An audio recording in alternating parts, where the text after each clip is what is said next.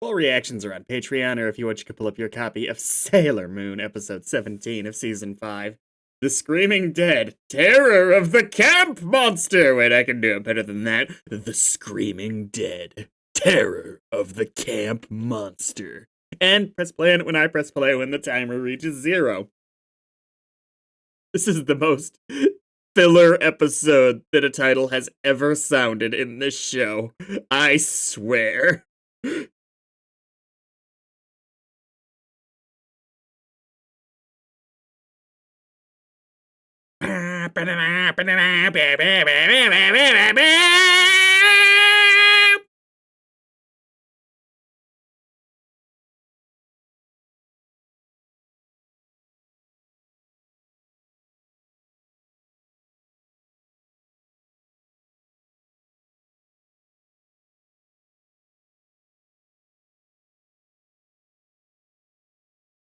Now, are we going to have another on this episode sequence? Let's see. It's so weird how close we are to the end. Like, I say this pretty much every time I get close to the end of a really long-running show, because you stick with... I watch one of these a day, as far as amount of time progresses goes. And so I'm stuck with a show for over half a year often. And it doesn't feel real that in a few weeks I'm going to be watching something else. Like, it is in my schedule. I'm watching Sailor Moon. Nothing was quite like, oh, I think it's probably Adventure Time was the longest. Probably. Had a couple long ones. Ninjago might have gone longer. Not sure. I'm going back to Ninjago. But I mean a single continuous run.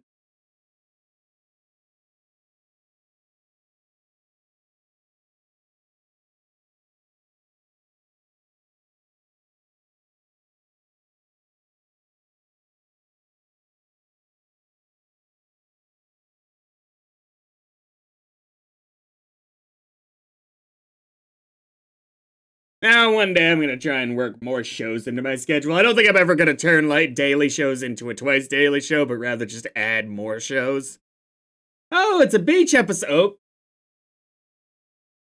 This is the next time on sequence. Now I know that it's just what they do, so I'll be ready for it in future.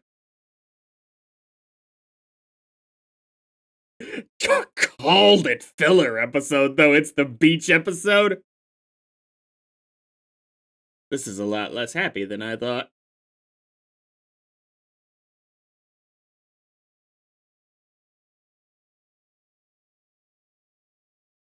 Ibuki, that sounds familiar.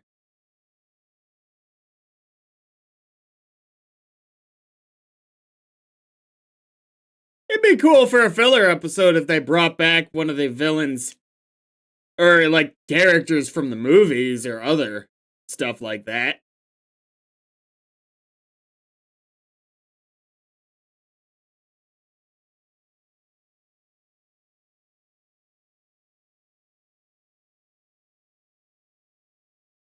Must be a different show I know the name from. You missed. I can only do that once a day. can you... Let's schedule a meeting. Okay, so the monster, they're doing it, we're playing with the formula a little bit. Alright. I won't call this a filler episode anymore, because it actually is a normal attack. It's no more a filler episode than any other filler episode, rather than past filler episodes, which were just so hilariously nothing to do with the main plot.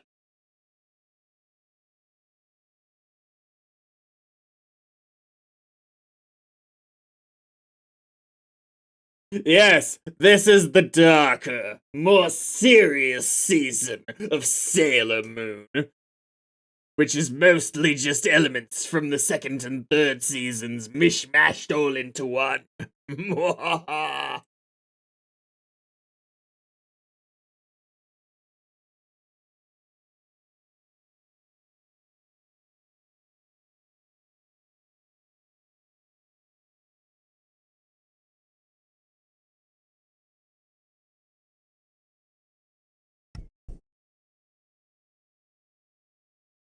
Well, your cousin's a big old jerk.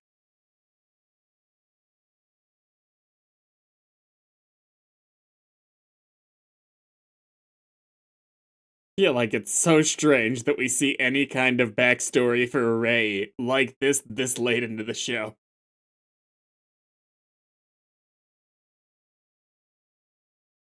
Didn't realize that it was the same person she was talking about, so he's criticizing his own work.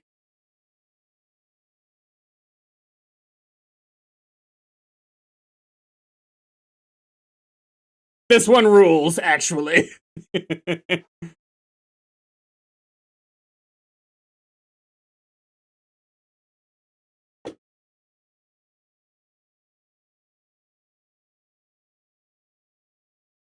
No.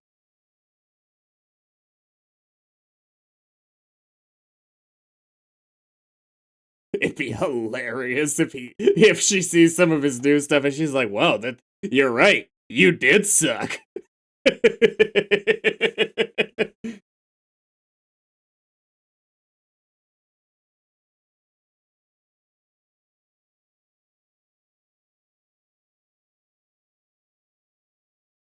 That's not healthy. I'm not going to criticize an artist's process overly.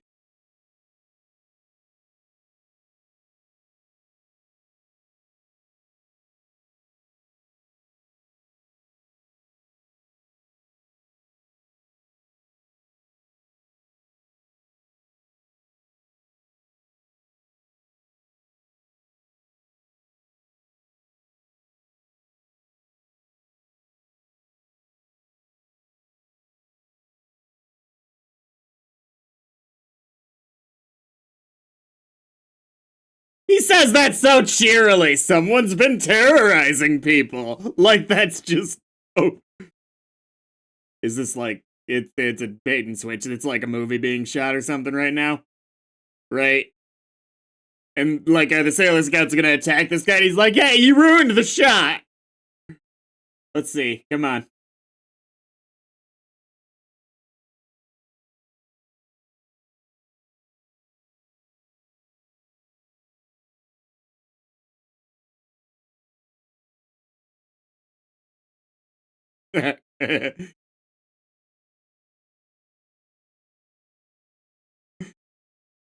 Okay, this is the best filler episode. Not filler again any more than the others, but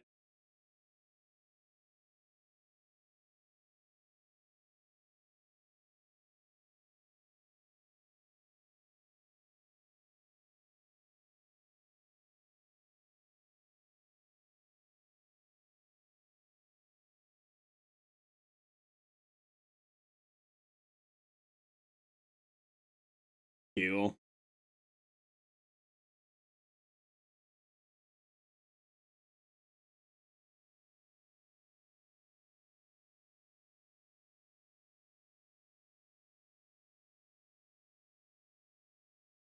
I was really hoping the movie monster was gonna get attacked by the Sailor Scouts. I mean, I called the joke, but it would still have been funny, even if I would have been right.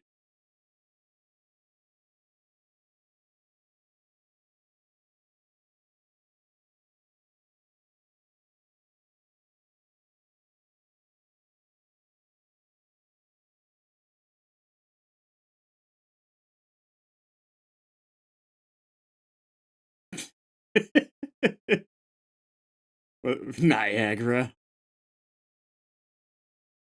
This is some of the best facial expressions in this season, I swear is giving them.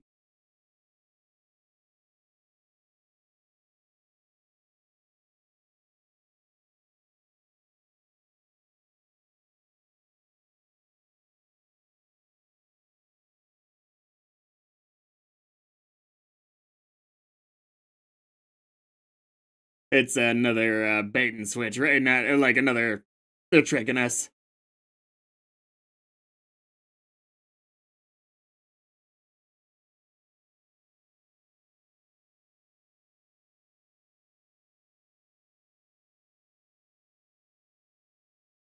These are such cooler names for her attacks than her actual attack names. Is it? Yeah, it's yeah.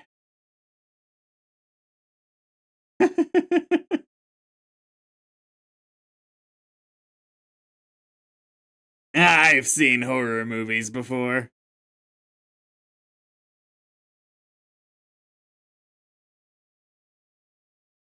Look at her face. That's great.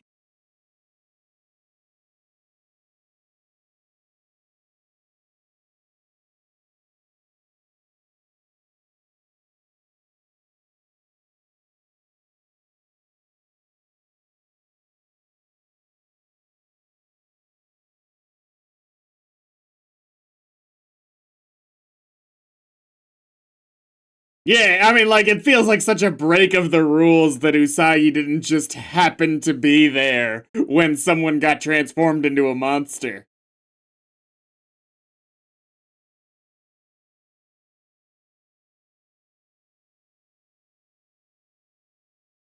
On.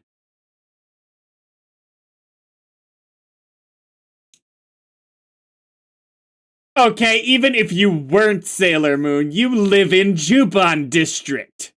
Girl.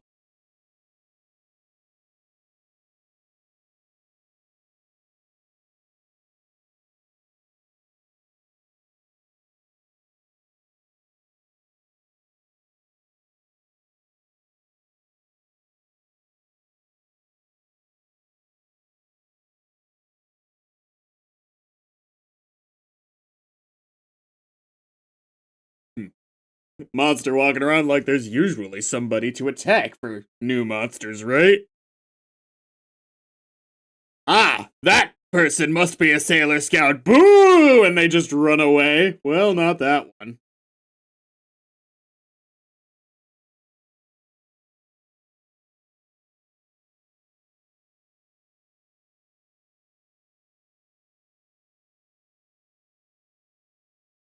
Okay, this is the most direct action we've gotten in this show. Damn. Wait, I kind of want to see these same animators just doing that kind of combat show now. Does that look pretty killer?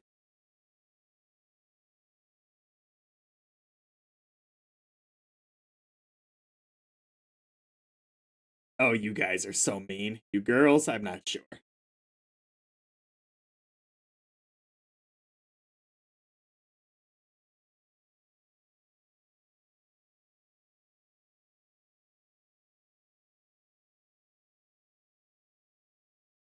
Is one person swimming? That they had the noises, or was that just the noise of the water?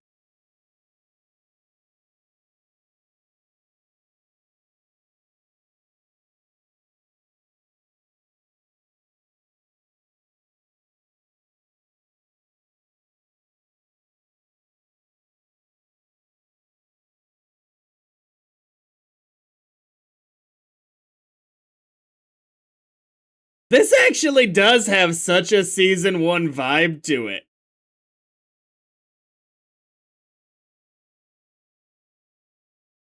Like I brought it up before the rare times it's happened, but I kind of miss actual people in like I mean in mass, not just like one person being attacked more often. Like it gave them opportunity to do superhero stuff, it gave them opportunities to do more unique stories, which before it was the full group of Sailor Scouts too in season 1, it was a little bit more common that they'd let interesting characters kind of be the star of the episodes. Yeah, this is the real monster.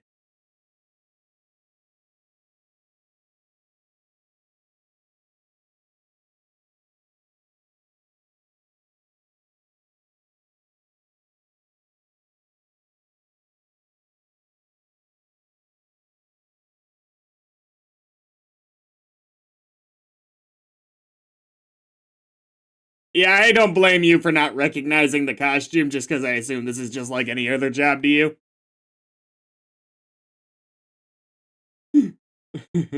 I will say that is a better monster design, though. I wish that was the monster.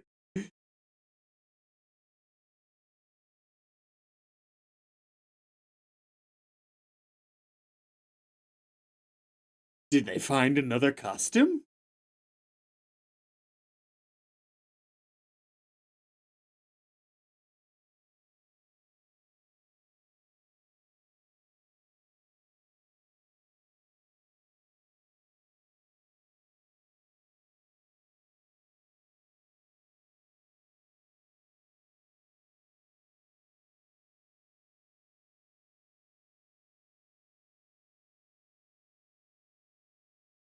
This is awesome. They really don't recognize the costume. Object permanence, not your ideal suit. I'm joking, of course.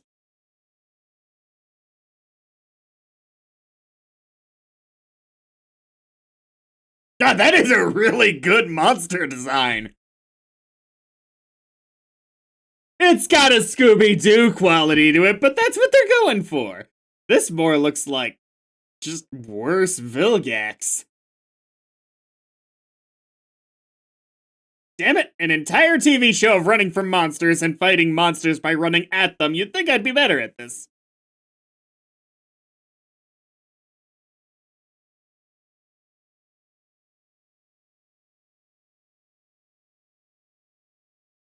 Nice.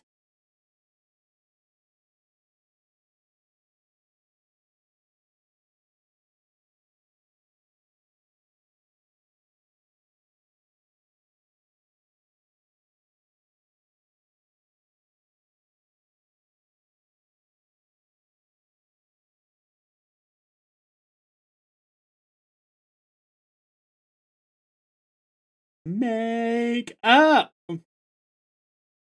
Some people are recommending me, other, what are they called? Magical girl shows?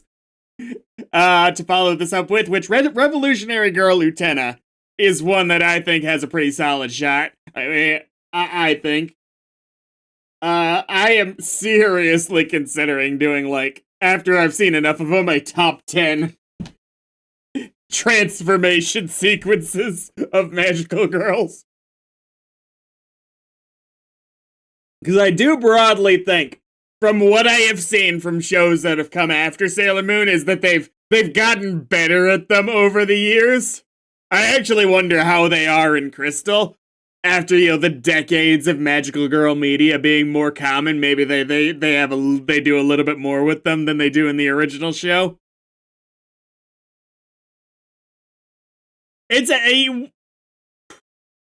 It's not a bad thing, and this is the kind of thing I kind of accept from a '90s show that is a kid show that they clearly didn't have much budget, but it is a shame that for the most part all of the non-Sailor Moon Sailor Scouts have the same transformation almost for the entire show.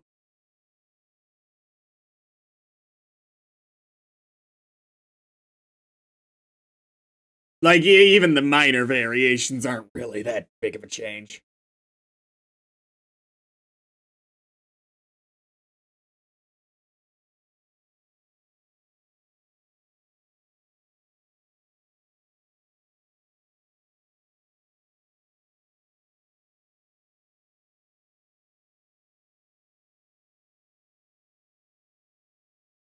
I don't hate this monster design, by the way. I just think the other one's more fun.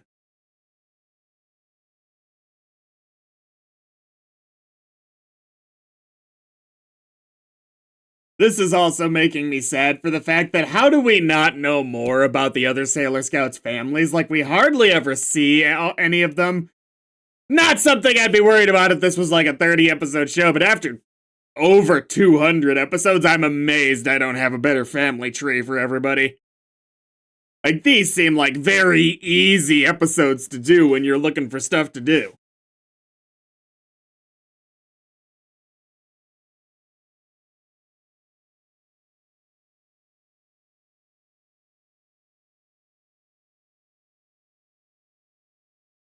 That is something I do not give them a lot of credit on, just for being a 90s show that was probably very low budget, because that is... It would have nothing to do with that.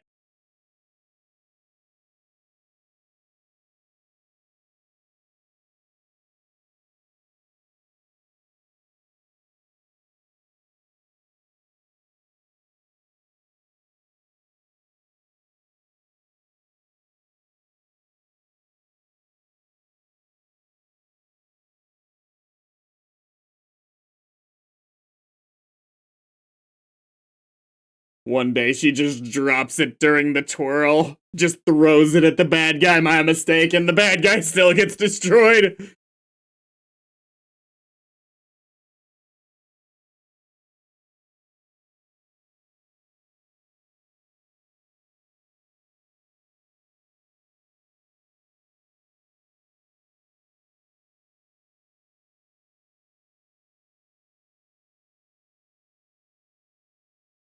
Who I don't know!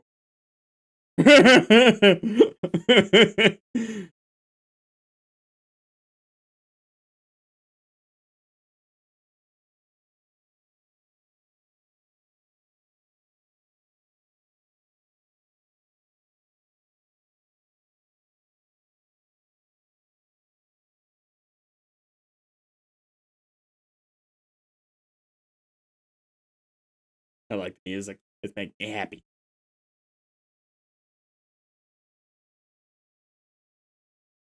They're all way too chill about Chibi Chibi. And it's actually a little nerve-wracking how chill they are about it, but I know, given the track record of this show, that that's not really a problem.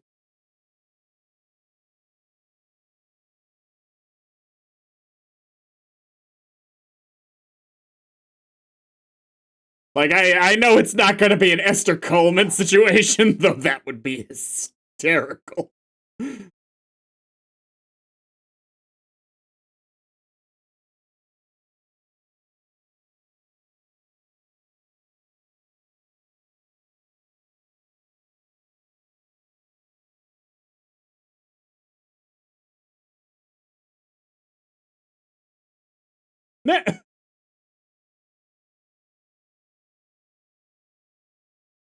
Yeah, I really don't like that.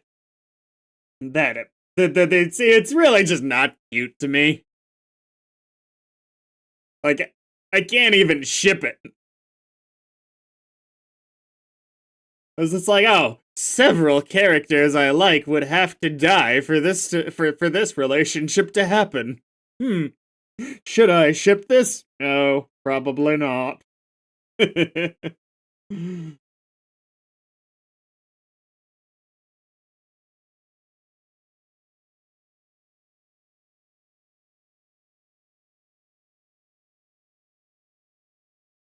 Man, one show I kind of want to do a rewatch of, just because I haven't watched it since I was very young, is Black Butler, since they have a new season out. I actually haven't finished them, but I've got the books for it back there from a long time ago.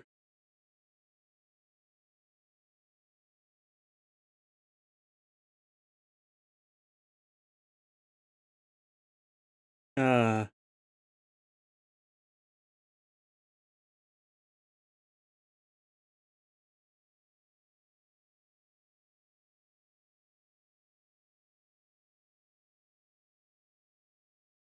this is probably. Ooh, I can't stress enough how much I love this kind of episode. That it was. I praised season one for this a few times, and the show kind of got away from it. Is the individual episodes felt like they could really drink in their premise, that they they gave them time to actually develop, and this is an example of that. And it's this show gets so into its formula sometimes that it kind of loses that value, and there are other values, so it's not like, oh, it doesn't do this, so it's a bad show now. Obviously. But I do. If I'm to give one massive point to season one, it is the fact that most of the premises, at least for the first half of season one, were released moderately different. So you really felt like new and interesting things were happening, even if it is still mostly fitting the formula. Where would I rank the seasons? This one I'm already pretty sure is probably going to be number 2 to season 3. It is just really just a redux of season 3. It's the worst copy so far, but it's still a copy of something that was outstanding. So, but we're after that. Oh, season 4 is the worst one. It's not even up for debate in my mind, really. had its charms, and I am happy I saw it by the end, thankfully. So it's really just putting season 2 and 1, deciding which one I like more. So that's season 1. Yeah, season 2 I thought was worse than season 1. So yeah, 3, 5, 1, 2, 4. I'm willing to bet that's probably a relatively common ranking. Maybe some people disagree with me on 1 versus 2. Feel like Chibiusa was overall better in season 3 than what she was in season 2. Um,